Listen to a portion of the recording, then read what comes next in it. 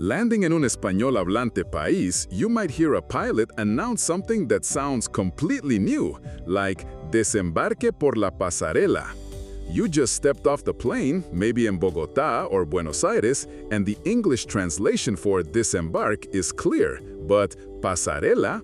That's not the jet bridge you know from Heathrow or JFK. In many Latin American airports, a pasarela is specifically that enclosed walkway connecting the plane to the terminal. It's a beautifully descriptive word, literally meaning catwalk or gangway, painting a picture of your grand entrance into a new world. After that initial welcome, your next stop is usually immigration. But listen closely. In Spanish, you'll be directed to Migración, pronounced Migración. This isn't just a simple translation, it carries a distinct formality.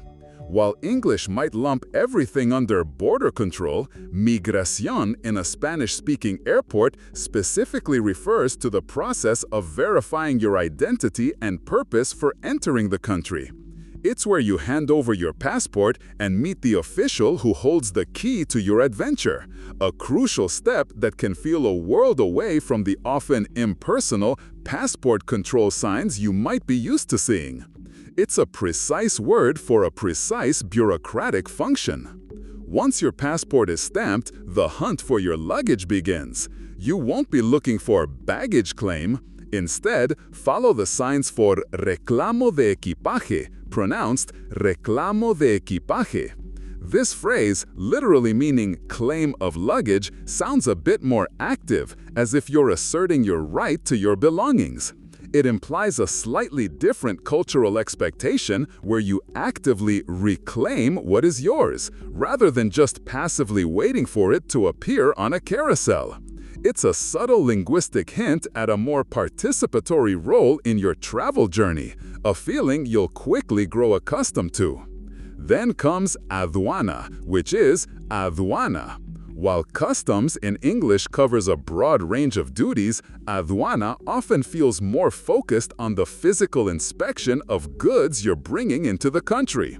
It's the point where you might declare items, where a thorough search could happen, and where that nervous energy about forbidden fruits or gifts often peaks.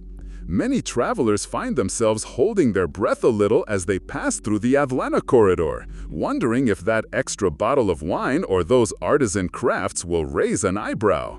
It's a very distinct point in the airport flow, separate from immigration.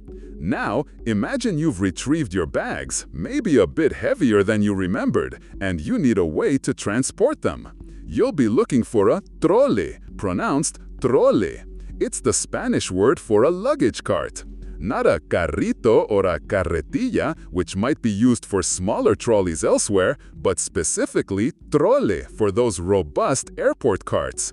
It's a practical, everyday word that sounds unique to the ears of an English speaker, and it's a quick way to signal you're in tune with the local airport lingo. Picture yourself finally pushing that fully loaded trole out of the Reclamo de equipaje, a small victory after a long flight. Have you ever been caught off guard by a phrase in another language that seemed to have no direct equivalent, forcing you to guess its meaning from context? Share your most memorable linguistic puzzle in the comments below. Next, let's talk about waiting areas. You might hear sala de espera for a general waiting room, but specifically for departures, you'll be directed to the sala de embarque. This isn't just your departure lounge. The word embarque itself, from which we get embark, is inherently tied to boarding a ship or plane.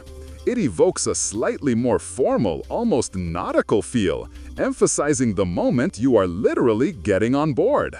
It's not just a place to wait. It's the gateway to your next flight, full of anticipation. Before you even get to the sala de embarque, you have to check in. But in many Spanish-speaking countries, especially at the counter, you'll hear facturación, instead of just registro. Facturación literally means invoicing or billing, which might seem odd for checking into a flight. But it makes sense when you consider that airlines are essentially processing your flight details and baggage, much like an invoice. It's the complete process of getting your boarding pass and dropping your bags, a much more comprehensive term than just checking in. Standing in the cola for facturación can be an experience in itself. If you're not flying direct, you'll have a vuelo con escala, vuelo con escala. While connecting flight is self-explanatory, the term escala itself is rich. It means scale or stopover, and it beautifully captures the essence of a break in your journey, a moment to reset before the next leg. It's not just a technical term. It implies a brief pause, a chance to stretch your legs, or maybe even grab a quick cafecito. Understanding this term is key to navigating multi-leg journeys and knowing exactly what kind of connection you have. And then there's the dreaded demora. Demora.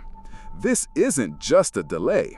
Demora implies a holdup, a slowing down, often with a sense of inevitability. When you hear tenemos una demora, it's often delivered with a resigned sigh, hinting at the unpredictable nature of travel.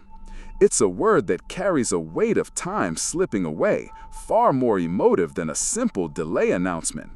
It's a word that every traveler hopes to avoid, yet often becomes an unavoidable part of the journey. Finally, the people making your journey possible, the crew, are often referred to as tripulación. Tripulación.